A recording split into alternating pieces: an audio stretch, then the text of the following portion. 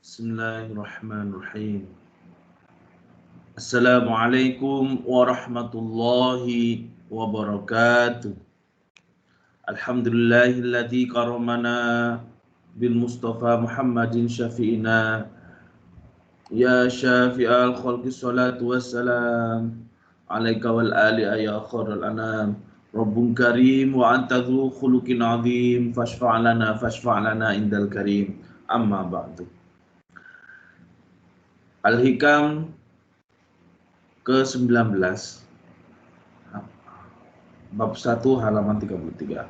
Bismillahirrahmanirrahim. Syu'aul basirati yushhiduka qurbahu minka wa ainul basirati yushhiduka adamaka liwujudihi wa haqqul basirati yushhiduka wujudahu la adamaka wa la wujudaka. Syu'alul basirati, penglihatan hati, istilah lain nurul aqli atau ilmu yakin.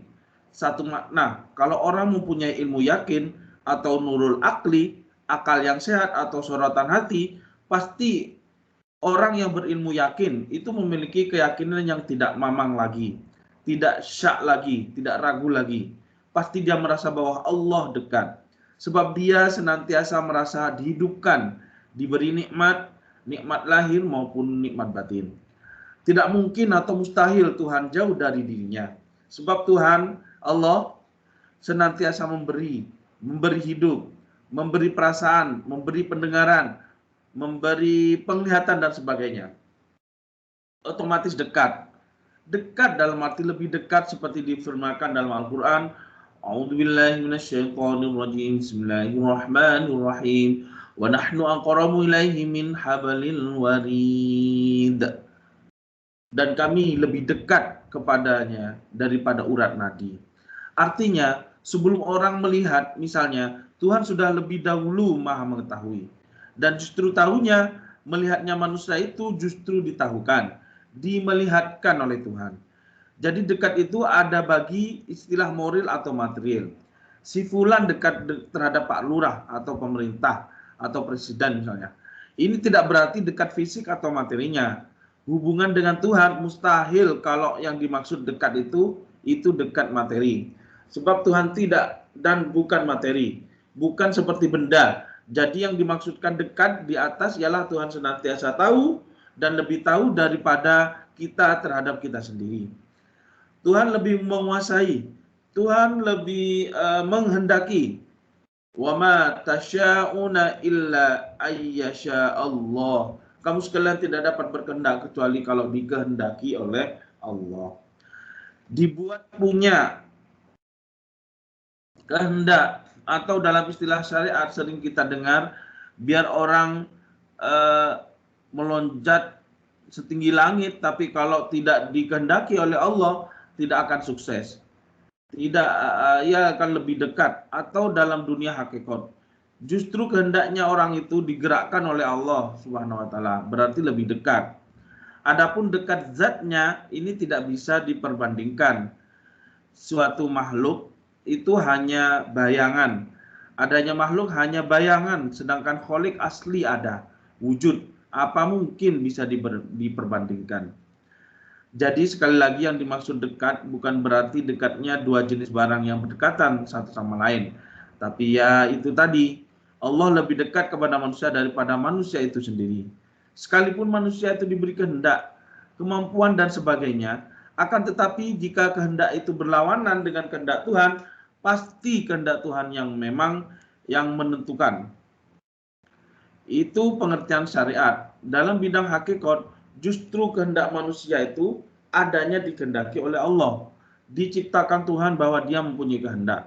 Begitu juga soal lain-lain. Ilmu, pengetahuan, kemampuan, dan sebagainya. Kalau orang mempunyai pikiran sehat, memiliki syu'aul basyirah atau ilmu yakin, atau nurul aqli, pasti merasa seperti itu. Merasa bahwa Allah lebih dekat daripada dirinya sendiri. Dirasa dalam hati, bukan hanya sekedar pengertian ilmiah saja. Orang yang tidak merasa seperti itu, ini berarti dia hatinya gelap atau buta. Kalau hatinya tidak buta, otomatis pandangan hatinya sesuai, nyocoki dengan keadaan yang sesungguhnya. Apa keadaan sesungguhnya? Yaitu tadi, Tuhan lebih dekat kepada kita daripada kita terhadap kita sendiri. Istilah dekat, dikasihi ini berarti dekat minal muqarrabin, artinya orang-orang yang dikasihi Tuhan, yang didekati oleh Tuhan.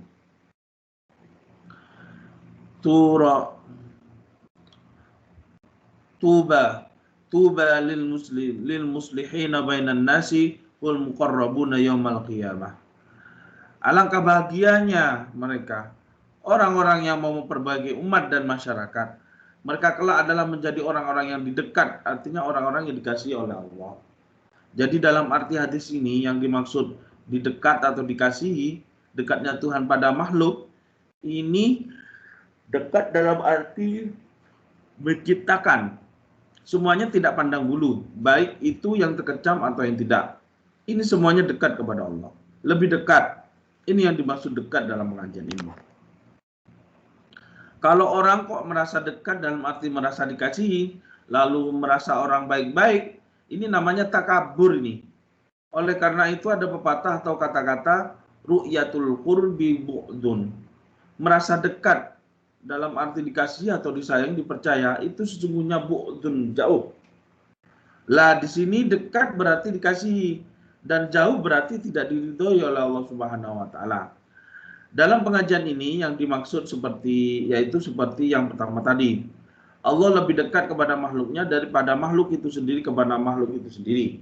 Artinya lebih menguasai secara mutlak dalam segala bidang dan tidak terbatas. Segala makhluk diliputi oleh ilmu Tuhan. Tidak ada barang seatom pun betapa kecil dan halusnya yang di luar pengetahuan Tuhan, yang di luar kekuasaan Tuhan.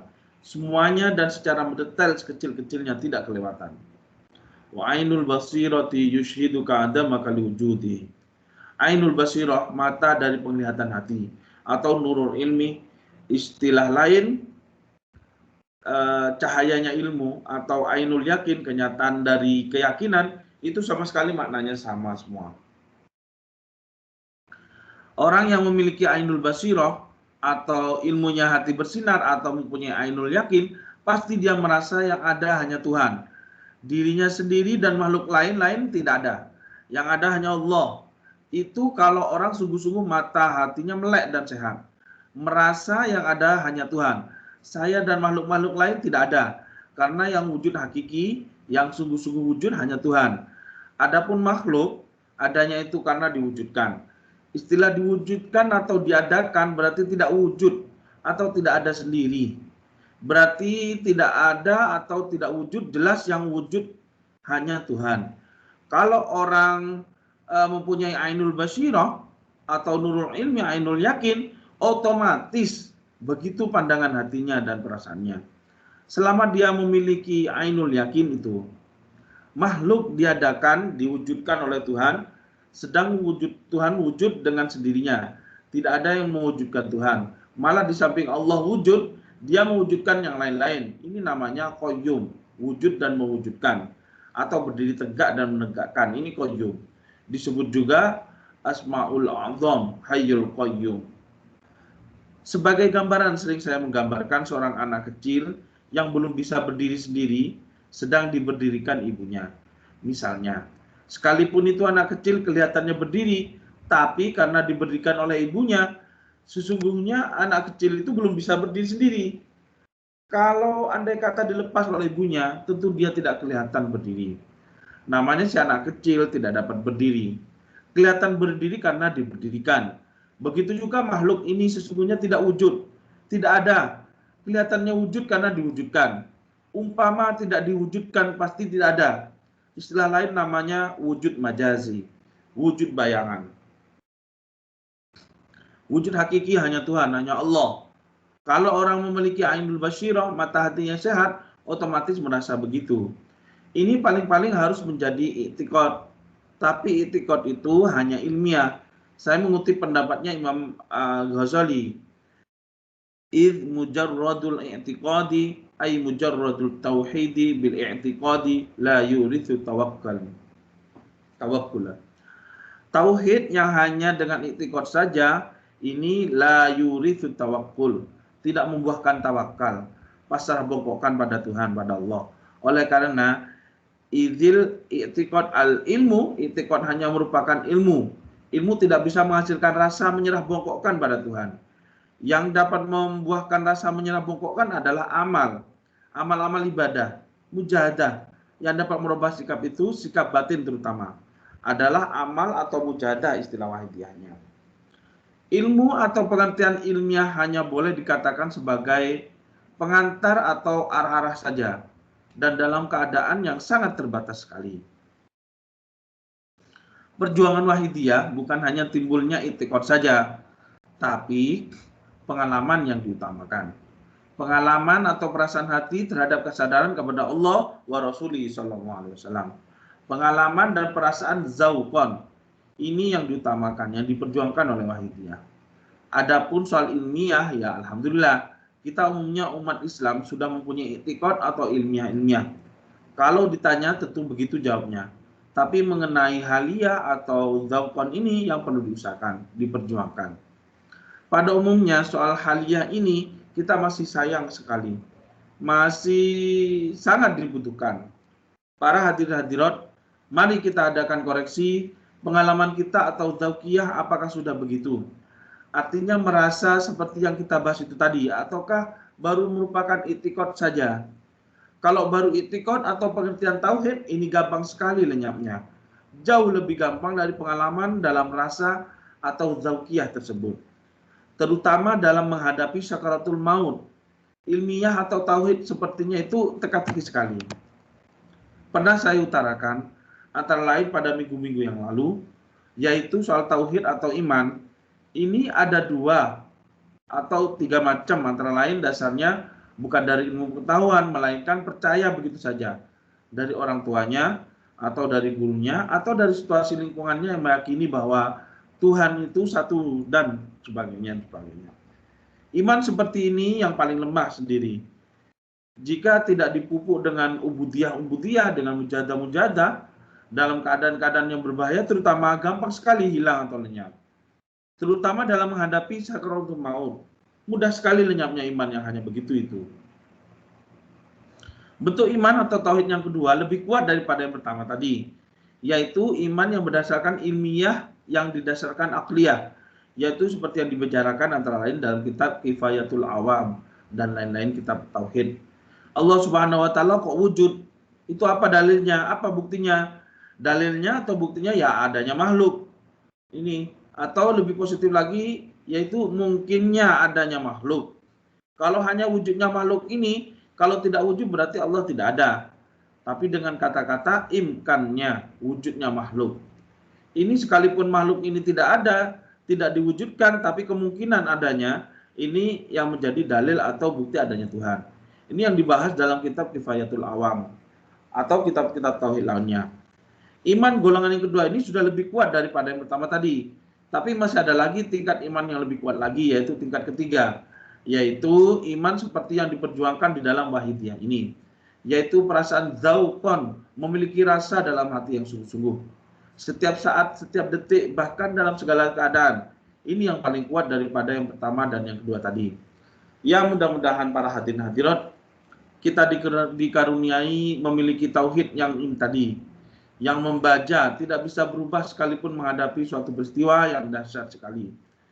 Ujian-ujian atau tantangan atau godaan yang bagaimana dahsyatnya dalam menghadapi sakaratul maut sekalipun tidak akan berubah keadaannya. Dalam sakaratul maut, di mana iblis dengan segala kemampuan yang ada padanya dikerahkan untuk menggelincirkan iman seseorang. Biarpun begitu, iman bentuk ketiga ini, iman dengan sungguh-sungguh zauqiyah, rasa dalam hati tidak akan mengalami perubahan sedikit pun. Mudah-mudahan kita dikaruniai seperti ini para hadirin-hadirat. Wa haqqul basirati yushiduka wujudahu la adamaka wa la wujudaka. Haqqul basirah, haknya basirah atau penglihatan hati yang hak, atau nurul haqqi atau haqqul yakin. Semua maksudnya sama. Basirah, penglihatan hati, basar, penglihatan mata lahir. Kalau orang sungguh-sungguh memiliki hakul basirah atau nurul haqqi atau hakul yakin, Dia merasa selama memiliki hakul basirah bahwa Tuhan yang ada. Pen, titik. Lain-lain tidak menjadi acara dalam pandangan hatinya. La ada maka wala wujudaka. Soal dirimu atau tidak ada tidak menjadi acara. Hanya Tuhan yang wujud. Titik istighraq. Badannya sendiri atau makhluk lain lebih-lebih. Sama sekali tidak menjadi acara. Tidak nampak oleh penglihatan hatinya. Hanya Tuhan yang menjadi acara. Seperti halnya orang kami tenggengan, terpesona yang sangat kuat, sehingga tidak mengingat kepada yang lain-lain. Termasuk dirinya sendiri pun tidak ingat. Bahkan tidak terasa, terpaku oleh hanya satu hal. Dalam hal ini hanya Tuhan, istighraq, tenggelam dalam keesaan Tuhan. Ketiga keyakinan di atas, ilmu yakin, ainul yakin, dan hakul yakin, saya gambarkan lagi begini. Kita di sini di serambi masjid ini mengerti, meyakini bahwa di sebelah timur itu ada sungai Berantas. Di situ memang ada sungai Berantas sungguh. Lah, ini namanya ilmu yakin. Lah, kalau kita berada di tebingnya sungai Berantas itu, ainul yakin. Sedangkan hakul yakin sudah menjadi air. Hanya air sungai, titik. Pen. Dirinya sendiri gampangnya, sungai-sungainya, lain-lain tidak masuk acara. Sekalipun sudah masuk ke dalam sungai, tapi belum menjadi air, ini namanya masih ainul yakin. Itu tadi gambaran. Ya mudah-mudahan kita dikaruniai memiliki hakul yakin yang sempurna. Wa tamama ma'rifatika ya Allah. Kita kewajiban usaha berjuang. Kalau kita sungguh-sungguh berjuang, walladzina jahadu fina lanahdiyannahum subulana. Dan orang-orang yang sungguh-sungguh bermujahadah, berusaha berjuang di dalam jalanku, pasti aku tunjukkan jalanku. Malah di dalam hadis qudsi disebutkan yang dimaksudnya, jika seorang hamba mendekat kepada Tuhan 1 meter misalnya, Tuhan mendekati dia 10 meter paling sedikit. Jika si hamba maju 10 meter, Allah Tuhan mendekatinya 100 meter paling sedikit. Itu kalau digambarkan materi atau diibaratkan berhadap-hadapan. Begitulah para hadirin kemurahan Tuhan, kemurahan Allah. Digambarkan dengan kecepatan misalnya. Kalau si hamba mendekat kepada Tuhan dengan berjalan kaki, Tuhan mendekati si hamba itu dengan berlari. Kalau si hamba mendekati dengan Tuhan dengan kecepatan 100, ini kalau diibaratkan dengan kendaraan, Tuhan mendekati si hamba itu dengan kecepatan 1000 minim. Pokoknya bi asyaratil amsalihah, dengan 10 kali lipat. Begitu para hadirin hadirat. Kemurahan Tuhan kepada di antara kita para hadirin hadirat. Kita bisa ambil sebagai imbangan atau sebagai gambaran. Seorang rakyat kecil yang ingin menghadap pejabat tinggi, lebih-lebih presidennya, ini jauh lebih sulit hadirin hadirat. Rakyat jelata yang ingin mendapat perhatian dari kepala desanya saja sudah dengan susah payah usahanya. Dan sungguh pun demikian, hasilnya hanya sedikit sekali. Pada umumnya tidak sesuai dengan biayanya atau jerih payahnya. Malah mungkin jangan-jangan dicurigai para hadirin hadirat. Malah para hadirin hadirat sekalipun Bapak Presiden atau Bupati atau Camat mempunyai hak terhadap rakyatnya, sekalipun begitu para hadirin hadirat, jika tidak diqadar oleh Tuhan, tidak akan terlaksana para hadirin hadirat. Tuhan tidak kesulitan menciptakan sebab-sebab yang menjadi gagalnya sesuatu masalah. Sekalipun sudah diatur serapi-rapinya. Sekalipun ibarat tinggal muluk, tinggal nyendok. Kalau Tuhan tidak menghendaki, gampang kun fayakun. Ini kekuasaan Tuhan, hadirin-hadirat.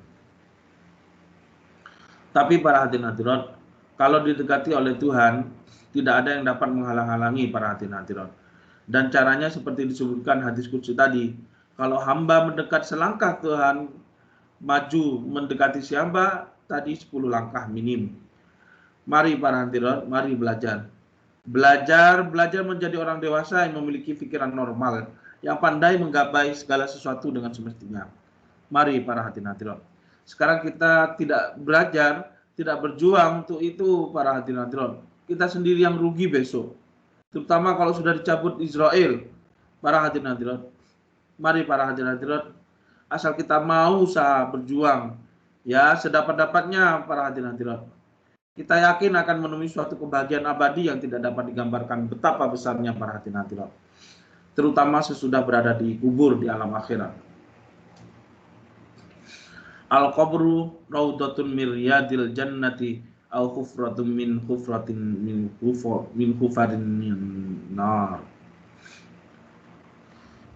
Alam kubur atau alam barzakh bisa merupakan taman dari berbagai taman surga atau bisa juga merupakan bagian daripada neraka. Para hadirin hadirat, ketika nyawa dicabut oleh malaikat Israel, spontan mengalami alam surga atau alam neraka para hadirin hadirat. Dan makin lama makin berat para hadirin hadirat. Apakah menunggu itu para hadirin hadirat? Mari para hadirin hadirat. Wal hasilu anna saliku yuhtafu ala qalbihi anwarun ilahiyatun yu'tabaru anha bihadihil ibarati wa yatarattabu ala kulli wahidin thamaratun wa fawaid.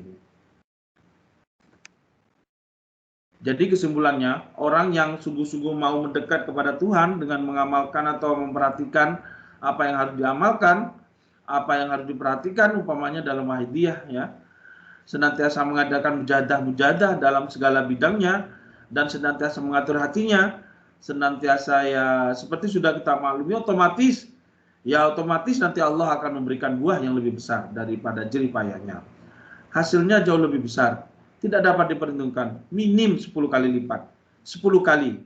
Illa sab'imi'atu dha'fin. 10 kali sampai 700 kali lipat. Bahkan ila ma la ya'lamuhu ilaih. Sampai tiada yang mengetahui kecuali Allah.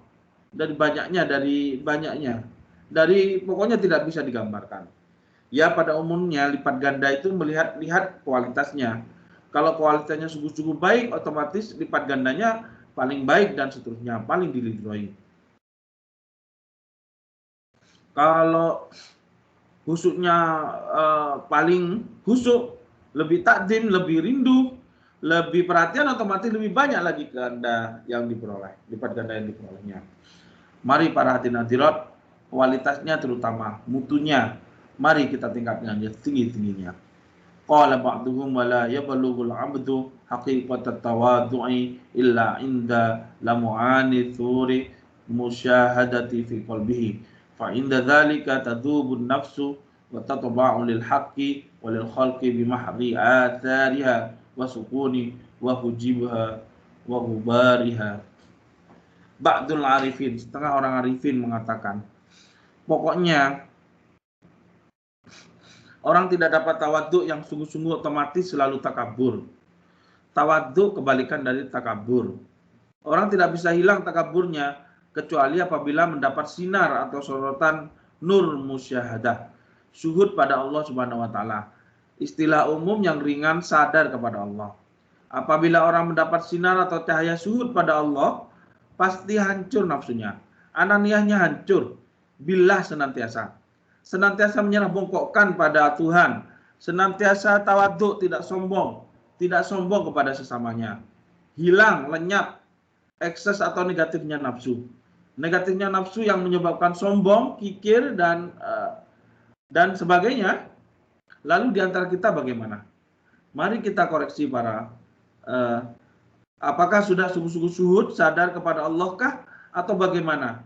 Mari kita koreksi diri kita masing-masing. Kalau orang sungguh-sungguh sadar kepada Allah Subhanahu wa taala, istilah wahidiyah, lillah billah, otomatis ia menjadi dzillul ilahi, menjadi bayangan Tuhan.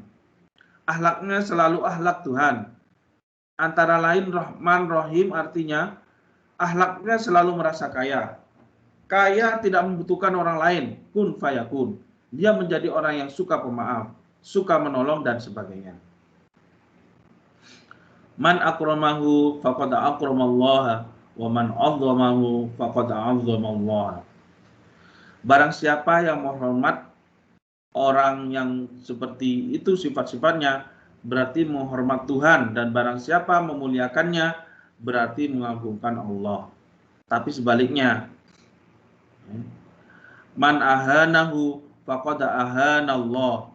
Barang siapa yang menyakiti, melukai, menghina, mengejek kepadanya berarti mengejek kepada Tuhan. Awas nanti. Wa bainal musannifu annalladhi yang kashifu binuril awwali qurballahi minka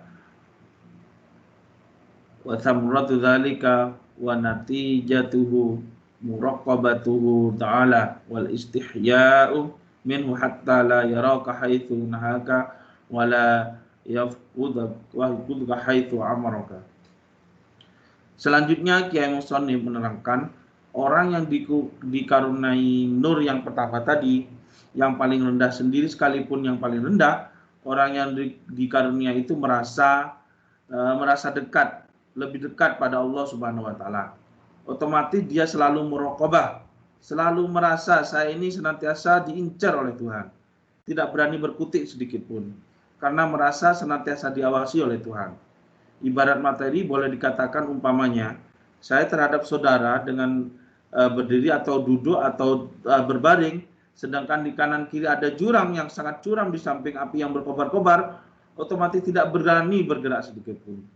Bahkan berkedip pun tidak berani. Bahkan bernafas pun sudah ngempet-ambekan, kata bahasa Jawa. Itu para hadirin. Kalau orang sungguh-sungguh muraqabah, merasa senantiasa di bawah pengawasan Tuhan yang Maha Agung, Maha Kuasa. Sesungguhnya bahkan jauh daripada gambar itu. Karena sekalipun betapa hebatnya gambaran saya tadi, yaitu adanya hanya ciptaan Tuhan. Sedang terhadap Tuhan, Tuhan adalah penciptanya para hadirin, jauh sekali. Ibaratnya lagi saudara mempunyai senjata tajam atau senjata yang paling ampuh sekalipun. Tapi kalau tidak saudara pergunakan, tidak ada gunanya. Tidak berarti sama sekali. Sekalipun ampuh, kalau tidak digunakan, tidak ada artinya sama sekali. Sekalipun senjata atom, sekalipun kalau tidak ada orang yang menggunakan sama sekali, tidak memberi manfaat atau menjadikan bahaya. Sesungguhnya yang harus ditakuti orangnya para hadirin. Sebab dia yang menentukan kalau tidak ada orangnya sama sekali, tidak ada gunanya. Baik guna yang menguntungkan atau menghancurkan. Ya itu tadi hanya gambaran. Gambaran itu hanya sekedar untuk mendekatkan pengertian sehingga mudah diterima, mudah dimengerti di dalam Al-Quran sendiri pun banyak gambaran-gambaran supaya manusia mudah memahaminya. Jadi kembali kalau yang orang memiliki nur yang pertama tadi yaitu Syu'aul Basirah, dia selalu dalam keadaan muraqabah. Menerjang atau membangkang ketentuan Tuhan otomatis tidak berani. Sekalipun tidak ada orang lain yang melihatnya sebab dia senantiasa merasa diincar. Diincar dengan incaran yang tidak dapat digambarkan tajam dan telitinya. Ya mudah-mudahan kita dikaruniai itu otomatis dekat. Yang saya maksud dekat di sini dikasihi, disayang, diridhoi oleh Allah Subhanahu wa taala.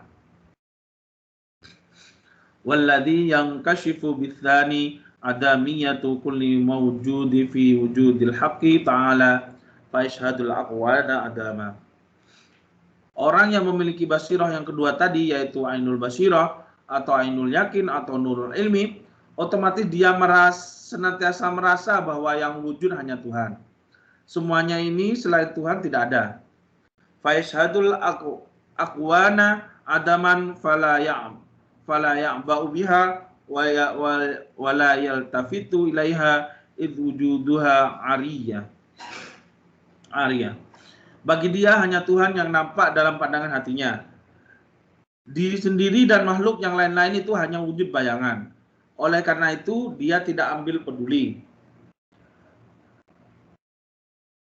Dia tidak ambil peduli, tidak terpengaruh oleh makhluk yang wujud bayangan itu. Tidak gentar, tidak takut, tidak kepincut, tidak terpengaruh oleh hanya bayangan. Bayangan, mengapa ditakuti? Mengapa hanya bayangan? Sekalipun kelihatannya mengkilap, itu hanya bayangan. Sekalipun kelihatan seram dan menakutkan, sesungguhnya hanya bayangan. Sekalipun kelihatan menggiurkan begini begitu, apabila seorang dikaruniai basirah yang kedua tadi, dia tidak kepincut sama sekali. Tidak terpengaruh. Tidak takut. Tidak khawatir. Tidak menjagakan sawahnya, pasarnya, gajinya, dirinya, kepandaiannya, kemampuannya, keahliannya, sama sekali tidak menjagakan. Oleh karena itu semua adalah bayangan. Dan ini bayangan, ini sesungguhnya hanyalah bayangan. Sesungguhnya bayangan, nyocoki dengan keadaan yang sesungguhnya. Bayangan. Oleh karena misalnya sawahnya sungguh luas, subur, tapi terkena wereng atau hama, sudah kiamat. Apa itu mau dijagakan? Sekalipun menguntungkan hanya bayangan. Sekalipun merugikan hanya bayangan. Mari kita koreksi masing-masing pandangan kita. Pandangan kita seperti itu atau tidak? Kalau tidak, ini namanya tidak nyocoki dengan keadaan sesungguhnya para hadirin. Keadaan sesungguhnya semua ini adalah bayangan para hadirin. Bayangan. Ibaratnya di muka kita ada gelas yang sesungguhnya berisi racun, tapi karena didorong dan terpengaruh oleh rasa haus dan terpengaruh oleh isi gelas yang kita duga minuman lezat yang menghilangkan rasa haus, lalu kita minum. Waktu minum mungkin belum terasa, belum merasa bahwa itu sesungguhnya racun. Tapi setelah itu para hadirin, kita menjadi sekarat karena minum racun. Kita semua akan mengalami kelak di kemudian hari ketika di dunia perasaan kita itu hanyalah bayangan yang nyocoki dengan keadaan sesungguhnya, atau hanya perasaan begitu saja. Ini semua kita masing-masing akan mengalami kelak di kemudian hari para hadirin. Ketika nyawa dicabut Israel, merasakan pandangan kita ketika minum misalnya, apakah yang kita minum dulu itu sungguh-sungguh stroop atau racun. Nanti ketika Israel datang mengalami para hadirin keadaan yang sesungguhnya. Kalau racun merasakan beratnya sakit akibat keracunan, para hadirin. Tapi kalau benar stroke juga akan merasakan lezatnya pada ketika Israel mencabut roh kita, para hadirin. Alangkah lezatnya. Ya, mudah-mudahan para hadirin pandangan kita selama di dunia ini sungguh-sungguh nyocoki dengan keadaan sesungguhnya, para hadirin. Racun kita tahu bahwa itu racun, dan kalau stroke kita juga tahu itu stroke. Ya, mudah-mudahan tidak keliru pandangan kita ini. Kalau pandangan terlanjur keliru, salah, pasti nanti akan merasakan betapa beratnya. Mudah-mudahan kita senantiasa dilindungi oleh Allah Subhanahu wa taala. Amin. Jadi kembali lagi, orang yang memiliki basiroh, pandangan hati seperti nomor 2, yaitu ainul basiroh, otomatis memandang makhluk termasuk dirinya sendiri hanya sebagai bayangan. Sama sekali tidak terpengaruh. Tidak selalu ngersulo ketika melarat atau menghadapi musibah atau ujian, melainkan senantiasa ridho kepada Allah Subhanahu wa taala. Kaya pun tidak sombong. Ini hanya bayangan. Kalau saya salah gunakan otomatis mencekik leher ini, racun ini.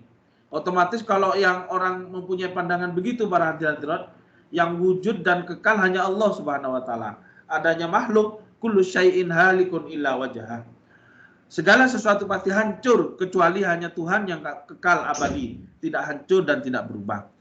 Dan selain itu, fakta dalam pengalaman banyak terjadi. Kemarin masih sehat, segar, bugar, gagah, perkasa, sekarang sudah menjadi layatan. Kemarin masih kaya, masih lincah, sekarang sudah berteriak-teriak minta tolong. Ini pengalaman para hadirin. Coba itu lihat yang sebaya dengan saudara, lebih tua atau lebih muda di bawah saudara. Ini semua harus kita manfaatkan. Banyak sekali kejadian-kejadian yang mengejutkan, yang datangnya secara mendadak. Ini semua sesungguhnya kita selalu diperingatkan oleh Allah Subhanahu wa taala, para hadirin. Tapi lalu bagaimana? Kita terima dengan penuh perhatian atau kita masa bodoh begitu saja? Para hadirin, karena kita dari belas kasihnya Allah Subhanahu wa taala senantiasa memperingatkan pada hambanya, para hadirin. Lalu di antara kita bagaimana tanggapan kita? Diwelasi, disayang oleh Allah Subhanahu wa taala. Allah Subhanahu wa taala senantiasa memperingatkan dengan bermacam-macam keadaan. Baik keadaan menggelisahkan, keadaan mengejutkan, keadaan mengecewakan, keadaan menggembirakan, malah dan keadaan-keadaan banyak para hadirin. Saking kasih sayang Allah Subhanahu wa taala. Tapi pada umumnya para hadirin, yang disayangi ini tidak merasa, malah acuh-acuh mempermainkan dan sombong. Masih baik pohon-pohonan, pohon mangga atau pohon jambu misalnya, biar dilempari batu malah membalas dengan buah mangga atau buah jambu. Kok lebih baik pohon mangga atau pohon jambu para hadirin? Maaf, ditolong mentung malah memukul pada umumnya para hadirin. Mari kita akui, kita doi keadaan ini. Al-Fatihah. Ar-Rahman-Rahim, Maliki yaumiddin. Ihdinas siratal mustaqim. Wa samratu dzalika alla yabqa fi nadrika ma tashtanidu ilaihi wala ma tashtanidu bihi fayatimmu lakal tawakkulu wa tafwidu war ridha wal istislam.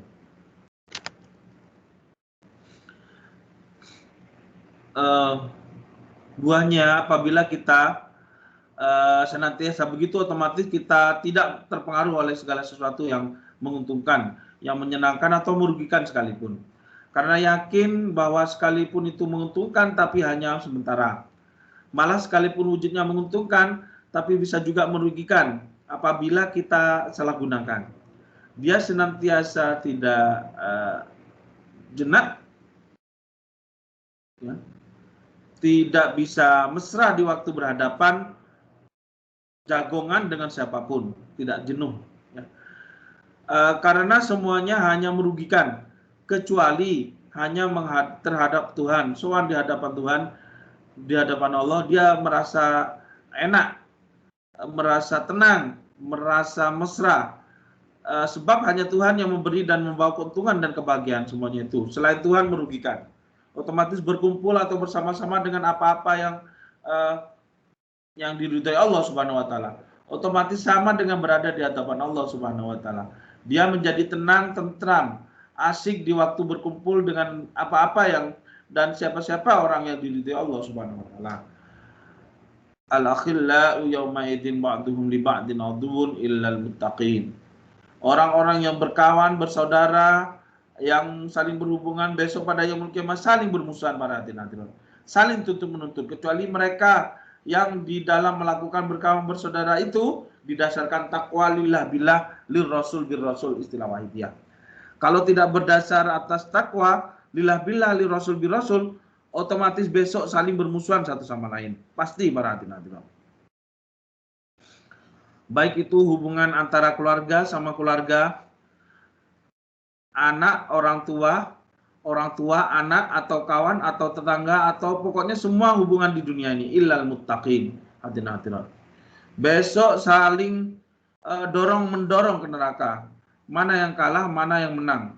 Atau kedua-duanya sama-sama kalah sampai masuk bersama-sama ke dalam neraka para hadirin. Mari para hadirin, kita menaruh perhatian yang sungguh-sungguh, yang sebanyak-banyaknya. Kalau orang memiliki ainul basirah, otomatis senantiasa tawakal, senantiasa ridho. Di antara kita sudah begitukah atau belum? Mari para hadirin kita lihat.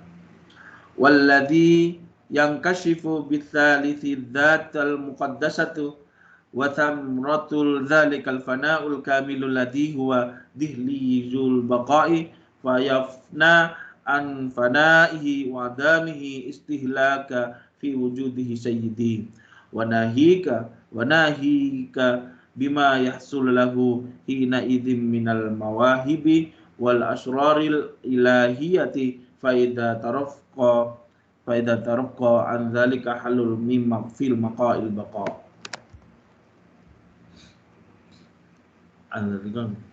Orang yang dikaruniai basirah jenis nomor 3 yaitu hakul basirah atau hakul yakin atau nurul haqqi, ini yang paling sempurna sendiri. Buahnya yaitu dia fana pada Allah Subhanahu wa taala. Hilang, lenyap, hilang sama sekali. Tidak mengaku, tidak ujub, takabur, riya dan sebagainya. Otomatis lenyap dari dirinya. Tidak merasa saya bisa, saya kuasa dan sebagainya. Fana ada 3 macam. Ada fana sifat, saya tidak merasa mempunyai kemampuan atau kepandaian. Ini semua Allah yang punya, yang menggerakkan, yang semua Allah. Saya tidak bisa berjuang begini begitu, ini Tuhan. Kalau tidak ada ya ini Tuhan. Wanahika. Jangan ditanyakan lagi buahnya, jangan ditanyakan lagi betapa fadlnya Allah Subhanahu wa taala yang senantiasa diberikan orang seperti itu. Pokoknya tidak bisa diketahui kecuali Tuhan yang Maha mengetahui segala-galanya. Ya, mudah-mudahan para hadirin kita dikaruniai Allah Subhanahu wa taala fadl yang sebanyak-banyaknya, yang sesempurna-sempurnanya. Kalau orang sudah seperti yang diterangkan di atas ini, dia memiliki tingkatan yang martabatul wahidiyah. Namanya yaitu billah atau martabat Muhammadiyah. Orang yang seperti itu, seperti saya kemukakan tadi, dillul ilahi, bayangan Tuhan. Atau orang seperti itu adanya khalifatullah, wakil Tuhan. Para hadirin tidak bisa dibayangkan keadaan dia besok di akhirat, dikagumi oleh makhluk-makhluk lain. Ya, mudah-mudahan para hadirin-hadirat pengajian pagi ini benar-benar diridhai Allah wa Rasuli sallallahu alaihi wasallam. Kana Allahu la syai'a ma'hu wa huwal ana ala ma alaihi kana. Orang yang fana, orang yang hilang ananiahnya hanya Allah. Kanallahu wala syai'a ma'ahu. Hanya Allah, pen, titik. Wa huwal ana ala ma alaihi kana. Dia sekarang baru merasakan bahwa sesungguhnya bahwa hanya Tuhan yang ada, baru merasakan. Orang yang belum fana, belum hilang ananiahnya, belum merasakan, paling-paling hanya ilmiah, ya tapi minim harus ilmiah sekalipun belum merasakan. Kalau sudah merasakan baru menyadari bahwa sesungguhnya yang ada hanya Tuhan, hanya Allah. Ibarat orang tidur sedang bermimpi semua. An-nasun niyamun. Umat manusia itu semua tidur nyenyak pada umumnya, mimpi atau mengigau, ngelindur. Faidza matu intabahu. Nanti kalau sudah dicabut Israel terkejut ketika bermimpi seperti sungguh-sungguh terjadi, tapi setelah bangun tidak ada apa-apa. Ini para hadirin hadirat. Ya untung kalau hanya seperti mimpi saja. Sesungguhnya keadaan kita ini jauh daripada itu. Dikiranya tidak apa-apa, dikiranya menguntungkan, tapi nanti ketika dicabut rohnya oleh Israel, tidak dapat dibayangkan beratnya para hadirin hadirat. Seperti sering saya utarakan atau juga oleh pusat ketika orang menghadapi Israel, jenggelek, drodok, lumpuh para hadirin hadirat. Baik orang yang tidak sakit, lebih-lebih kalau sakit. Kok tahu-tahu jenggelek Israel, lumpuh sama sekali, lemas. Dia merengek-rengek, ngerepo-repo pada Israel. Sudilah ditunda sehari saja ya Israel, saya mau bertobat. Tidak ada hari, setengah hari saja, 1 jam saja, 1 menit, setengah menit, tidak digubris oleh Israel para hadirin hadirat. Dalam keadaan yang gawat sekali ini, para hadirin hadirat, andai kata kita mempunyai emas sejagat dan minta diundur sehari saja dikabulkan, bunganya tidak bisa digambarkan para hadirin hadirat. Tapi mana boleh jadi para hadirin hadirat. La yastakhiruna wa sa'atu wa la yastaqdimun di dalam Al-Qur'an. Tidak diakhirkan dan tidak diawalkan. Qadarnya Allah Subhanahu wa taala tidak bisa dirubah, tinggal merasakan bagaimana beratnya para hadirin hadirat. Apakah kita menunggu keadaan begitu para hadirin hadirat? Ya mudah-mudahan para hadirin hadirat kita diampuni oleh Allah Subhanahu wa taala, dikaruniai hidayah dan taufik yang sebanyak-banyaknya. Diberi syafaat, tarbiyah, barokah, karamah, nadrah oleh Rasulullah sallallahu alaihi wasallam, oleh ghazi hadzal zaman wa awanihi wa syaira ahbabillahi radhiyallahu ta'ala anhum. Dalam amanat terakhirnya setelah sambutan dari pusat, Hadratul Mukarram Ramayai mengajak hadirin hadirat memperhatikan dengan sungguh-sungguh pengumuman dari pusat. Seperti biasa, pengakhir kita akhiri dengan mujahadah. Al-Fatihah. Ya kan amin.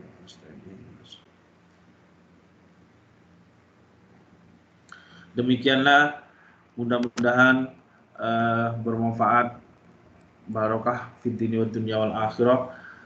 Diakhiri dengan bacaan surat Qul Juz. Subhanakallahumma bihamdik asyhadu an la ilaha illa anta astaghfiruka wa atubu ilaik.